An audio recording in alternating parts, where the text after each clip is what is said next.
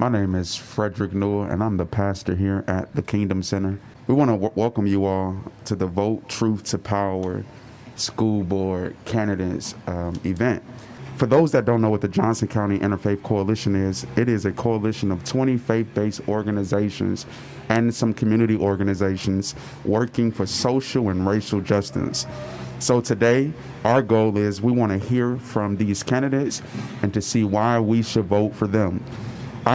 So we have 6 school board candidates who have joined us today. They will each give us a brief introductory remarks, and then each will respond to 2 questions. We have a couple of individuals here from various different organizations to my right. So we want you all to check out all of those tables and information that can be shared. We also have interpreters who's able to help to interpret some of the things that are being said.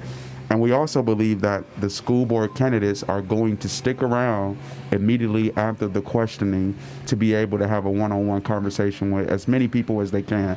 I do know there's a special event happening downtown that many of us have to get to. So I'm going to introduce Ms. Diana Henry, and she'll take over from here. Thank you all for coming.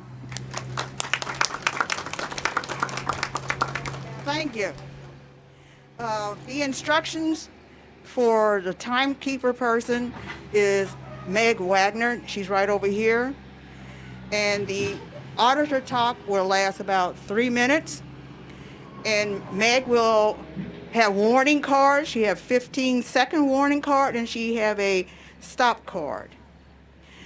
I would first like to introduce Travis Weipert, Johnson County Auditor, to give us an update on current voting regulations.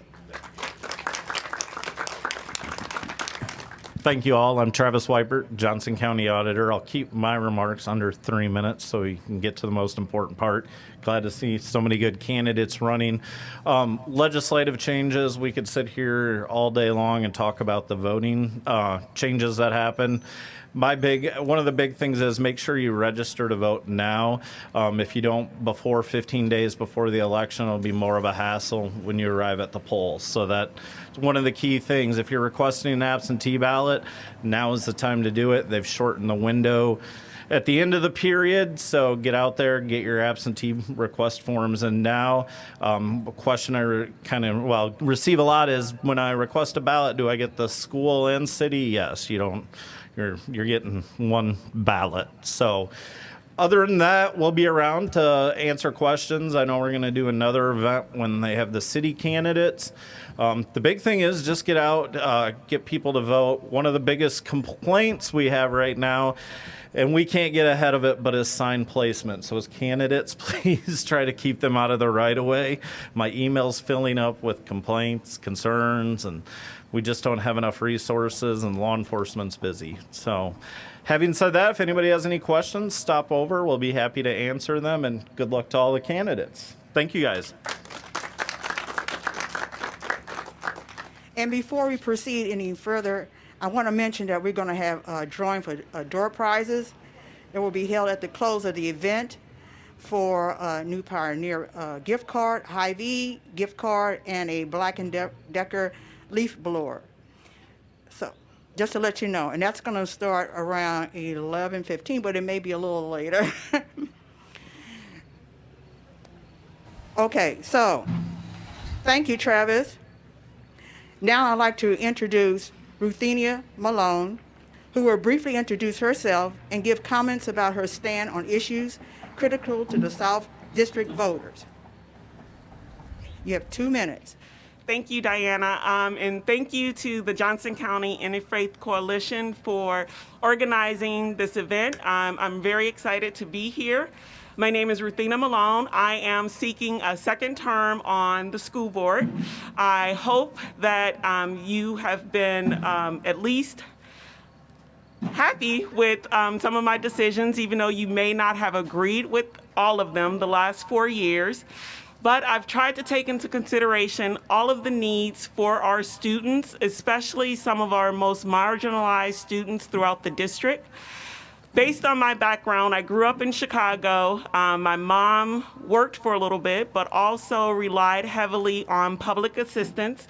And I know how hard that was to raise 10 children, as well as trying to make sure we had all of our needs met in school. So we did turn to the schools for a lot of those needs. And once I moved here to Iowa City in 1994 and decided to raise my family with my husband Malone, who's also a school teacher in the district, I wanted to make sure that students didn't have similar struggles that my siblings and I faced when we were growing up.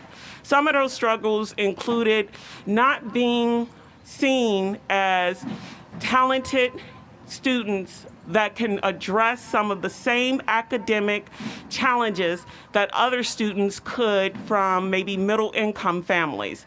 I want to make sure that our district are addressing those needs for students who maybe don't come from the perfect home life, but they still have the ability to achieve their dreams.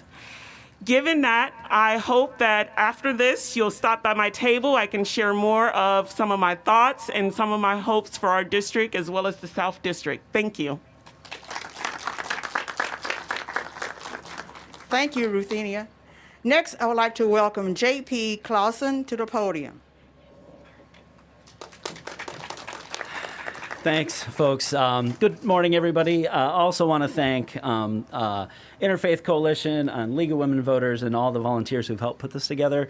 Really appreciate it when folks are trying to get the word out on candidates and then, get people out to vote and get people registered to vote. There's really not much more important than that. Like Ruthena, I'm seeking re-election. I'm asking for another 4-year term on the school board. And, as far as issues go, I really have a hard time narrowing these down to any number of minutes because a school board deals with everything, kind of any issue that comes up. School boards really have a very wide purview. And so I really look forward to sitting here after this and answering any individual questions you might have. Like Ruthena, I hope folks appreciate what the board has been doing because we put a lot of emphasis on equity and making sure, that the great Iowa City schools are truly great for every single student, because that's not true. It is not currently the case. Some kids fall through the cracks, right? And we've been working hard to really turn this boat. It's a lot like an aircraft carrier that's just moving all the time. You don't really get breaks on the school board, right? In the summer, you're just getting that train moving. And so to turn that ship just takes sustained effort. And I guarantee you 4 years was not enough time to get the stuff done. And so Ruthena and I and the rest of the board have been functioning very well.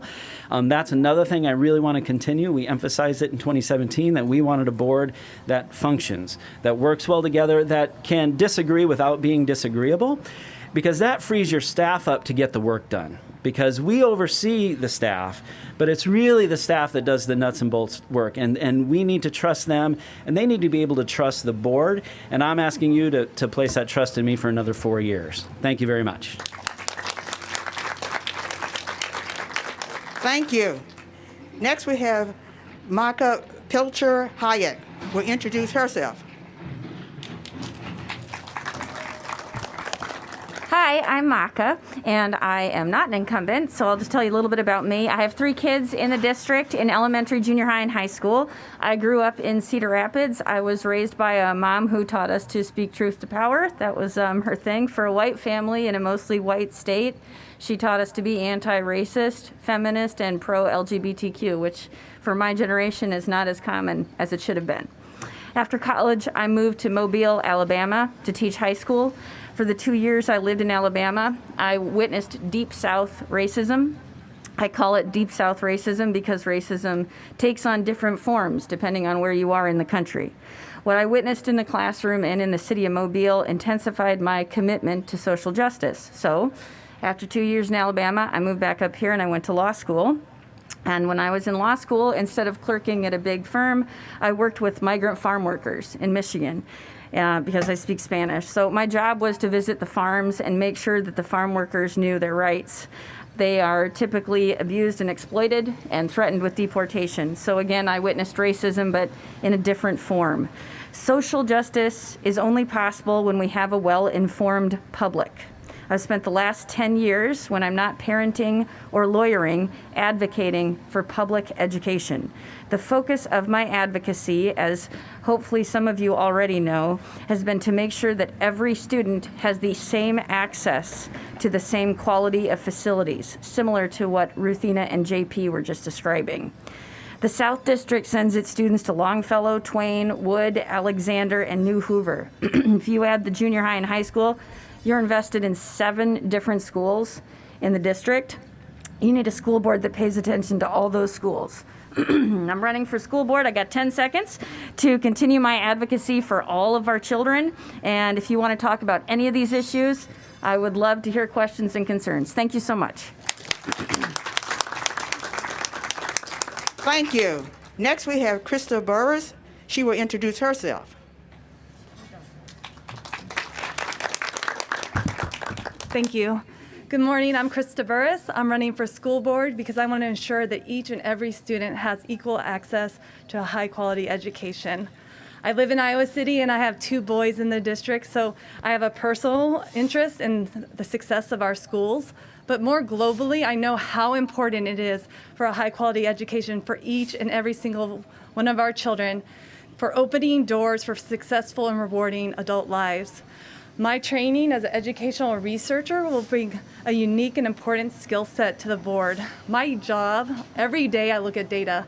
I look at the relationship between academic opportunities, academic achievement, student characteristics, and how that plays a role in future success, whether you go to college, whether you earn a degree, whether you get a job.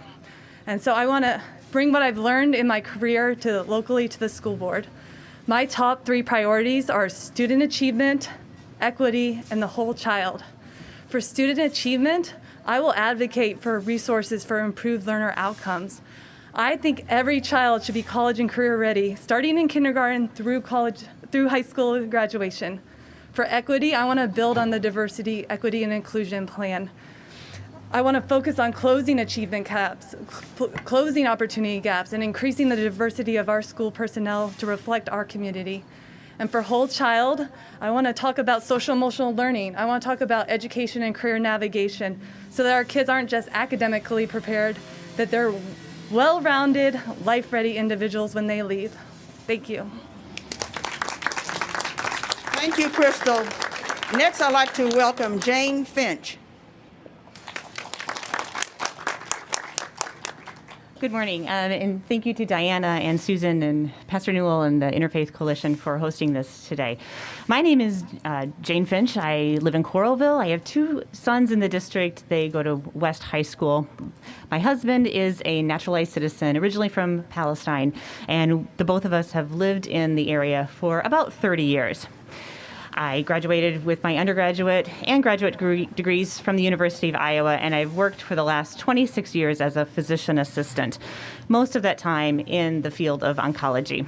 It's that experience of working with veterans with cancer and at end of life that's given me a perspective on how early life trauma influences our health, both mental and physical, how it influences our life trajectory, our interpersonal relationships, our successes, and ultimately our happiness.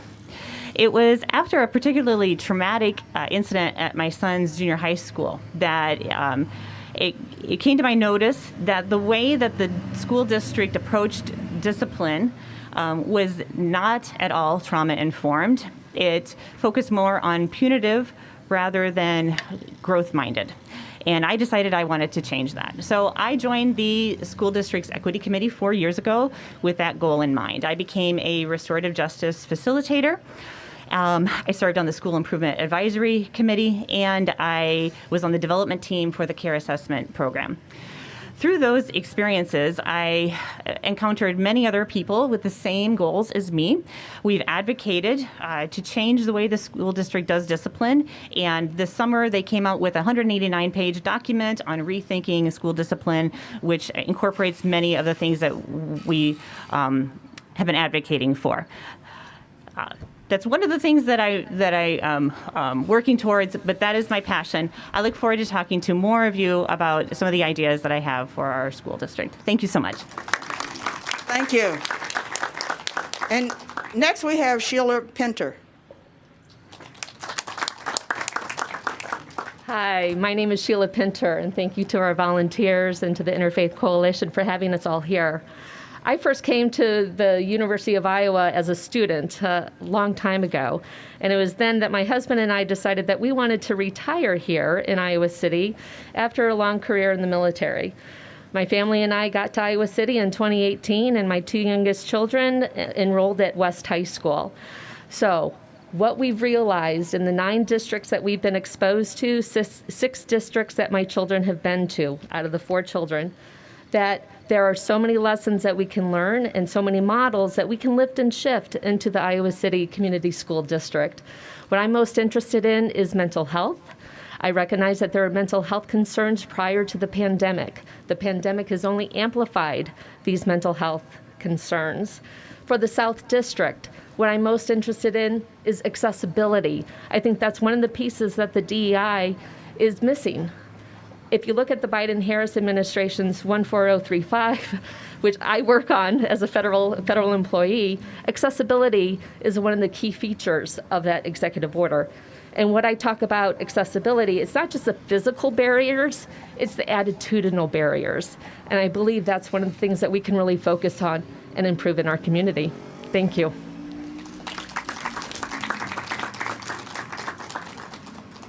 The Johnson County Interfaith Coalition now has 2 questions we would like each candidate to answer.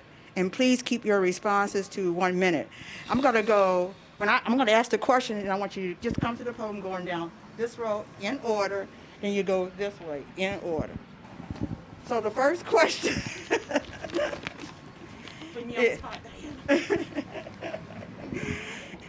how could the Iowa City School Board ensure the health and safety of its students and staff from aggression, harassment, and COVID, as well as providing supportive programs and staff for mental health issues?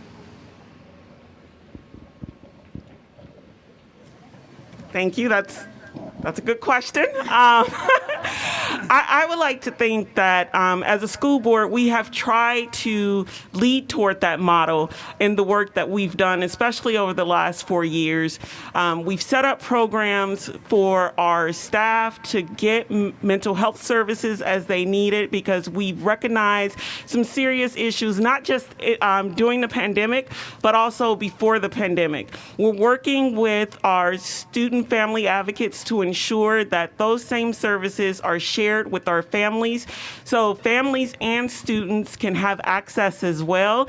And I think it's very important as a community that we have these conversations to understand some of the stress and strain that we face as a school district, because school issues are community issues. And in order for us to address them all, we have to have community buy-in from day one so services can be provided. Thank you.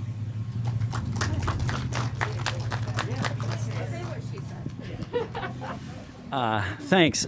So yeah, a minute. That's a big, get these huge questions and boil it down to a minute, right? So I work in mental health. I work on the inpatient child psychiatric unit at the University of Iowa for the past 7 years. And so I'm very familiar with the mental health struggles, not just in our community, but around the state.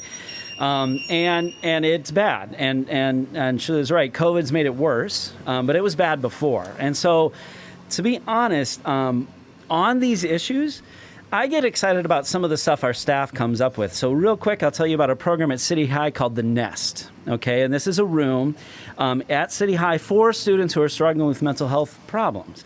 And this was really born out of a reaction to a big problem. I would like, as a board, to continue to be more proactive, right, to find these good solutions and be able to replicate those across the district and do it in a sustainable way and do it very well. So that's my 60 seconds. Thanks. Okay, I'm going to talk fast, but here's what I'm thinking. So In the years before COVID, we had a very divisive administration, and I think all of us are still dealing with all the stress of that. A lot of bad got lifted and was allowed, okay? So I think that's been really hard on all of us in our community. And so then you add COVID to it, and it's very difficult to stay positive right now. So we also have to remember we got 14,000 kids going to school in this district. We're their safe place. So that's how important it is that we provide the kind of supports that Ruthena and JP just explained. That NEST program, something like that needs to be at every single one of our schools. This is where people go for consistency. So that means we have to do our best to give them the kind of supports they need. It's that, as we just talked about, the social emotional learning supports. And I'm happy to see that we have a curriculum now in our district that's going to be encouraging that. So that's my short answer to a very big question.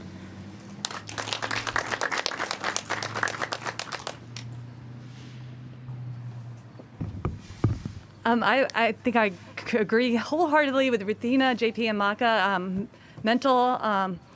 Mental issues, anxiety are very top of mind, and it's just gotten worse with COVID, and I think we need to devote resources and attention to this. I mentioned social emotional learning before. I think it's really critical.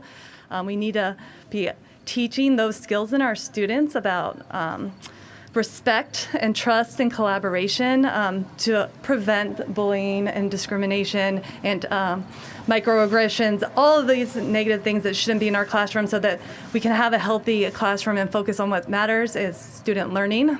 And so I really I'm proud of the board for what they did with the Diversity Equity Committee, with the revisions to our disciplinary protocols, and I think it's getting better, and look forward to continuing that work. Thank you.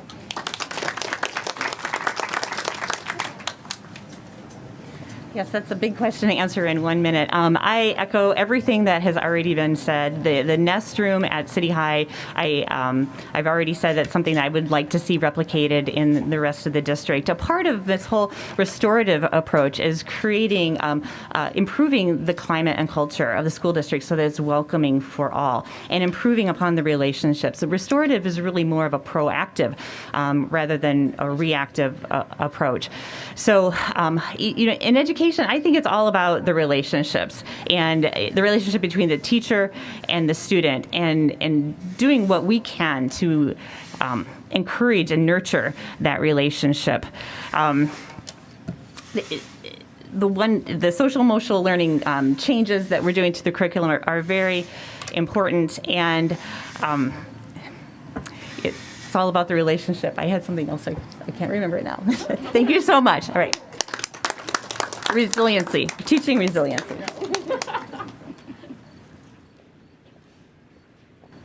Hi, Sheila Pinter. So I talked earlier about accessibility, and again, I think this resounds overwhelmingly with the mental health. We've actually had, supposedly, purportedly, mental health parity in our healthcare system since 2008. We know that's not necessarily true. So focusing on efforts like we've seen in the ICCSD community with the NEST program, but also getting out there and understanding. Pastor, you may have heard of the 100 congregations or the barbershops, getting into the barbershops, getting to where our people are at and recognizing that they have a voice, meeting everybody where they are at, and see where we can move and improve those accessibility efforts. Thanks.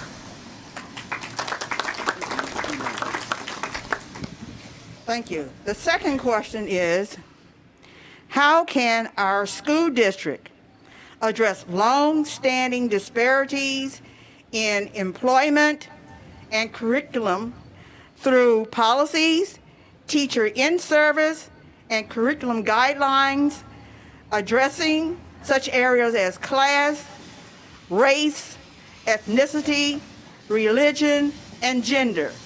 Sorry, can you repeat that one more time? I can do it again. Yes, I'll do that.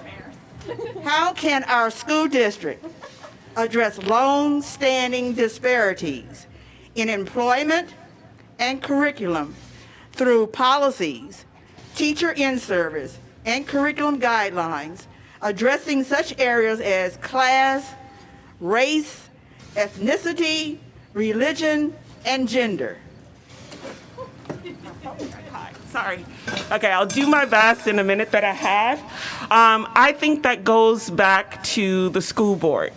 Our school district is only as strong as our school board, who sets the policy that our administration then is tasked with implementing.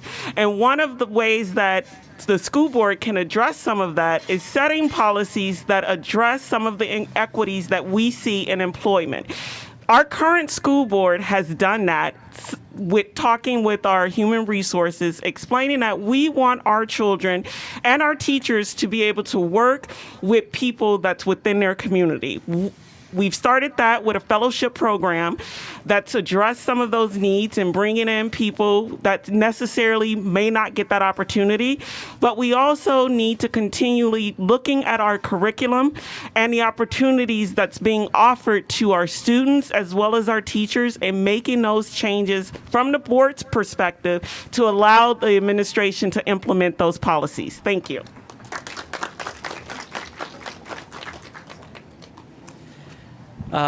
Yeah, and again, a big question, and frankly, the board is doing a lot on this, and there's a lot of detail to it, and I'd love to get into that later in the back. But Ruthena's right. It really starts at the top, and you have to set a tone. And I believe, especially in this day and age, but it's been a long time coming, it's got to be a bold tone. I think you have to empower your staff to be bold, because we're not going to change these things or steer this big ship with timid working around the edges. We've got to be bold, and we've got to be strong. You know, I think one of the most important things we need to do is, and research bears this out, as I think does common sense, is we want to get teachers in front of our kids who look like our kids. There's really nothing more powerful you can do, and that's a huge lift in Iowa. Just sheer numbers, the number of teacher candidates of color is very, very small, but we need to find those folks. And what we're doing in the district, because there aren't a lot of folks out there, we're working to grow our own. You know, finding those people in our system that we can move up through the system, like with the fellow program that Ruthena mentioned, and talk to more at the back. Thanks. Can I just see that question? Just like, where is it right here? Yeah, so sorry, thank you. So she asked about longstanding disparities, and I'm just going to focus on race and how that impacts longstanding disparities, and I got 45 seconds. But here's the deal. This is where we've been, right? And to eliminate longstanding disparities involving race, we need to do this. Okay, in America, we need to go from here to here. So that means we have to teach systemic racism. We have to have everyone understand what that means, and they have to understand how it informs every aspect of their community, every aspect of their education, and it has to be taught every day. And the recent legislation doesn't stop us from doing that. Don't listen to any message that tells you otherwise, and the school board has handled that very well. They had training on that. We have to make sure people understand the truth of our history that defines us so that we can figure out how to redefine our future.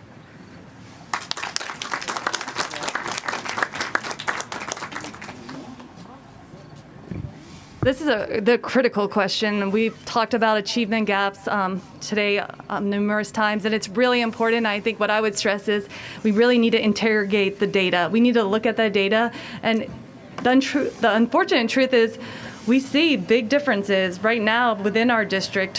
1 in 4 students aren't graduating high school proficient in reading, but when you look at it by race and ethnicity, it goes up to 50% for Black students. That's unacceptable. With finite resources, we need to be allocating funds that actually improve learner outcomes so that we can shrink those gaps. And it's not just academics. It's helping with that transition. Students who have parents that went to college, they know how to do that transition. So having services to support the college-going process, to support FAFSA application to help them when they might not have those resources in the home is critical.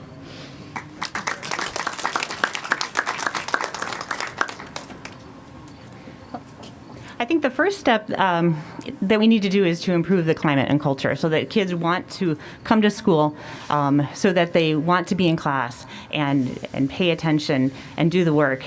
We need to avoid the office referrals. We need to make sure that we are not suspending kids and keeping them out of class. If they're not in class, they can't be learning. And so that's why I think the first step is changing the discipline and changing the climate and culture. As far as the hiring, we have a plan. It's called the Diversity, Equity, Inclusion Plan. And number 4 on that plan is hiring more teachers and administrators of color. And so I think the first step we need to do is we need to follow it. And when the administration hires someone who is who has an opportunity to hire someone who is a person of color, and they do not, I think we need to be critical of that and not rubber stamp it.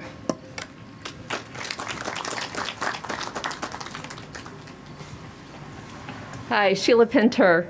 So I've worked in HR, and I currently work at the Office of Personnel Management, which is the government agency that essentially provides policy, legislation, and guidance to all of our federal agencies with regard to workplace.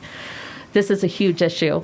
And what I would like to do is work more closely with the union and making sure that they are representing the voice of the teachers and getting their ideas to the table. Do they have the benefits that they need to be an attractive workforce?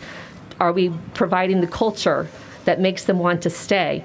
Looking at the mental health index, monthly index that started about a year ago, we have a crisis at the post-secondary level, which are our future teachers.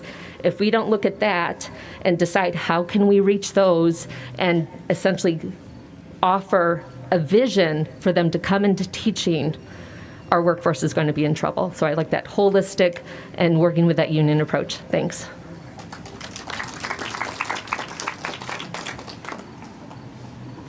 Thanks for attending our voter engagement candidate event.